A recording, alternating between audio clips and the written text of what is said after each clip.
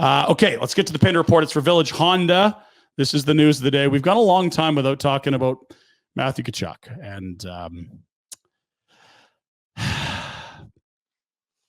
Johnny, did they keep the receipt? Yeah, I mean, that could be a tough one here for the next, decade plus as a Flames fan. There's only 7-8 years left on that because there's 1 year. Northwest Auto Mall, villagehonda.com. Their $1 million used car event is still on. Sell your vehicle, get the cash. Also, they'll throw in a tropical cruise to boot. More at villagehonda.com. They want your used car. So we'll start with, the zaniest trade proposal I've seen for the Calgary Flames this year. Let's live in fantasy land. This is Julian McKenzie of The Athletic. Shout out, Julian. He and Aaron Portzline got together and came up with this. What if the Flames dangled Elias Lindholm with 1 year left on his deal, sent to Columbus, and in exchange, the 3rd overall pick in the draft? And maybe there's another pick here or there to even things out either way. It would be contingent on Columbus extending Lindholm, which, why would he do that? Well, remember who he played with? Johnny Gaudreau's there. Reunite that pair. Mix in a Patrick Laine somewhere if you want. All of a sudden, Columbus moves a little quicker out of that rebuild mode. They've had a lot of high picks in the last few years.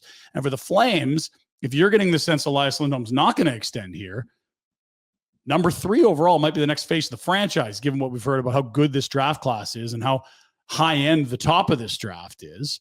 Holy smokes. That's a blockbuster. And Aaron Portzline from Columbus for The Athletic said, yeah, if it's the 3rd, maybe you throw another 3rd overall, the Flames throw another pick in, Lindholm, they get an extension. Why not? What do you think of when you hear that deal? I mean, obviously it gives me a lot of excitement just to get a better idea. I think everyone as Flames fans wants the new GM to, show his cards. Where's this Put franchise your fingerprints heading? On, right? Yeah, where's this franchise heading? Is there a new window? Is the window next year? Is the window the next few years? What are we going to do with these, 6-7 players that are heading to, free agency in the next year? Is this going to be an opportunity for them to do a little bit of a reset, or are they going to, go back into this and try to win next year? They're going to see what happens here soon. Let's go to one of the guys that was here last year. This is like salt in the wounds, Jack. They nearly missed the playoffs, but nope. Florida did get into the playoffs, and they seem to be on a bit of a heater. This was Matthew Tkachuk last night in a tie game in the final minute. Now Reinhardt with it. Down to 10 seconds. Maybe a left hand hit the post. Going back out in front of it is Tkachuk. He scores! 4.3.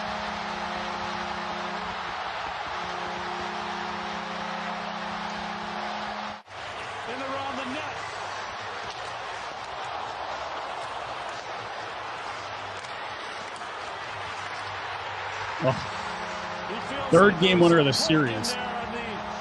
Goaltender Anderson. Yeah, right there. And a screen from someone named Sam Bennett we've never heard of in these parts either. Jeez.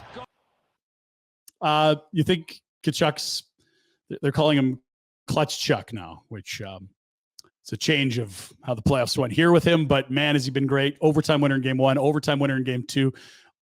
Dying 2nd game winner for the sweep. Florida's moving on. And if you like the Matthew Tkachuk, let's get to the exit bus in 10 minutes celebrations he did in games 1 and 2 in Carolina. Little different at home. No bus to catch. So what do you do for the Selly? Let's take another look here. Tkachuk enjoyed this one. Into the net it goes. And this is shades of Theo Yakupov sliding on the knees. He's just eating this up, Johnny. Oh, yeah. He is an absolute star in Florida right now. There's going to be kids doing that celebration at every U9 hockey in the city the next year because that is something else. It's going to be tough to see here. It looks like for a guy like Matthew Tkachuk, he might become the face of the NHL here soon. Man, honestly, some people today are saying, is that the best winger in hockey? You're like, oh, does that hurt? Is he a top 5 player in this league right now? I guess. How do you rank it? I mean, I feel like, how do you compare him to a number 1 defenseman? How do you compare him to Igor Shesterkin if that's the best goalie in the world? How do you compare him to Leon or Connor or McKinnon? I mean, what we know is he's scored 40. He's got 100 points 2 years in a row. And in the last 3 weeks, a month, he's just on an absolute heater. And Leon was too until that dried up. But it certainly doesn't feel out of place putting him in that second tier of names. I mean, yeah, that maybe that leaves him around 5 to 10. Holy. I think if he wins the Stanley Cup, he's going to bolster it up there too. So I'd agree. I think it's either him or Bob for the Conn Smythe if Florida wins at this point. Now there's still a series to be played, and we'll find out later who they're playing. But Flames fans might be missing number 19. I know Jackie sent me the Wolverine. Just Chucky, we miss you. You know who else you miss maybe if you're a Flames fan? How about Eggs? Our boy Sam Bennett. Watch the thunderous hit he laid out last night on Jacob Slavin. I mean, this isn't malicious. There's no charge. Oh, there you're boom. Walloped. And you could see, oh boy, this is not easy. Slow to his feet, left the game. The Carolina's number one defenseman did not return, did say after, as he was hammering some pizza, that he's okay and he'll be ready to go. So also it was a clean hit. I don't know if Sam Bennett got enough credit for his old man strength. Like he lost his hair and he turned into an absolute ox, the mustache, whatever it is, magical powers. You know, Samson had the long hair. It's Bennett's mustache in the playoffs, but I always thought this guy's so strong. You wondered about the hockey sense, where he'd end up on the depth chart, but that's some serious man strength he's showing right now. Yeah, I mean, he's bullying guys out there. He's going to be a guy that finishes hits, and I think that's one of the things that we maybe don't see as much in the metrics when we talk about possession and things like that. Well, where's that show up? Yeah, he just knocked a guy out of the game. So, that's a valid point. And now every time he goes to the corner, the rest of the game, the rest of the guys aren't going to be in there, playing as hard. Buckle up. And buckle up. Here it comes. Okay, so Florida's through. Here's how they did it.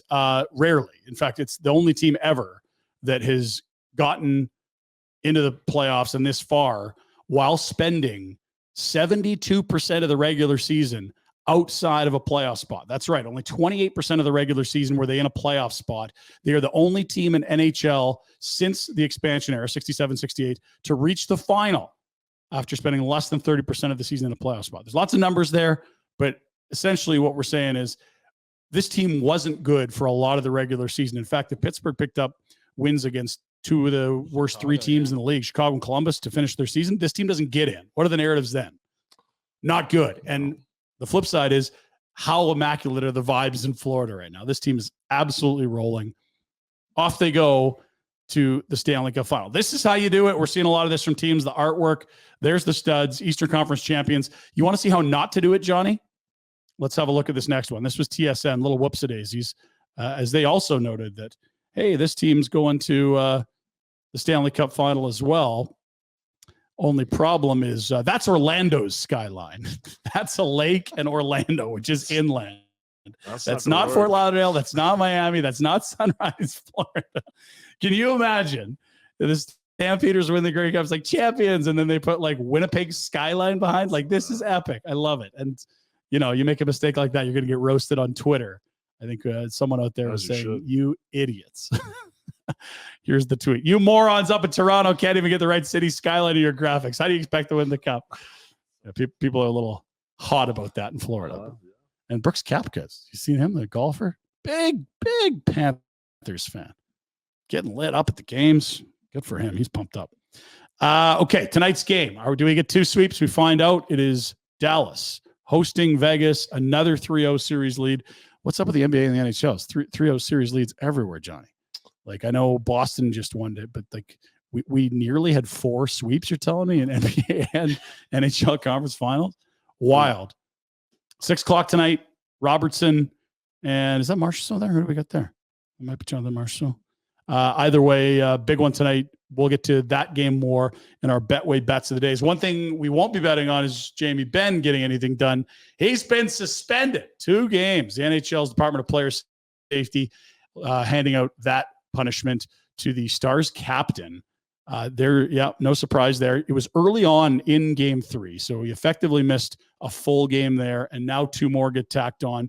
That means they're going to have to go to a game 6 before he's eligible to return, and they're down 3-0. Might be it for Jamie Benn, who, oh, by the way, ducked media after that. He did chat with the media yesterday, the off day in the series, and it didn't go much better than anything else the last few days. Here's a tweet. Ben had the whole game to think about it, ran away from the media, had the whole night to sleep on it, and then came up with, quote, I fell on his throat with my stick, end quote. Is this the best excuse he can give? Add 20 games to the suspension for taking us all for idiots. It's pretty weak. I mean, it's terrible. I mean, as a former offensive lineman, I was very good with the art of falling on people. The dark arts. There's a dark art, yeah. And I mean, you fall on people, you know what you're doing, and you know where your weight's falling, you know what you're trying to do there. And I mean, he knows what he's doing there. I mean, he just got to man up and say, hey, you know what? Made a mistake, bad decision. I regret it. I'll take the suspension. We'll move on. I hate it when I, fall with my stick being the landing spot. Boy, that's just unfortunate. What are you talking about, Jamie? It's malicious. Gross. Let's go to baseball. You saw the 20-run explosion a few nights ago for the Jays. I know you're a big Jays guy. One of those at-bats, position player Luke Raley was brought in. Rays were getting pumped. They were down by like 11, 12, 13. It's like, we don't want to burn any more bullpen arms. It's position player pitching time. So Raley comes in and is throwing 45 to 55 meatballs. Ephus pitch. Yeah, like just lobbing them in like it's slow pitch practically. Vladdy had a Herculean cut and actually struck out in one at bat. Did hit a grand slam the next inning, but signs the ball to Luke Raley after the game. You got me, end quote. How good is that? That's amazing. I mean, as a position player to go out there, I don't think he ever thought he would have been striking out Vladimir Guerrero That's fair. that day or ever in his career. Yeah, I think he thought what happened in the next at bat was probably what would happen anytime. So right. when he got him once, it's going to land a long way away from the plate. Got him instead.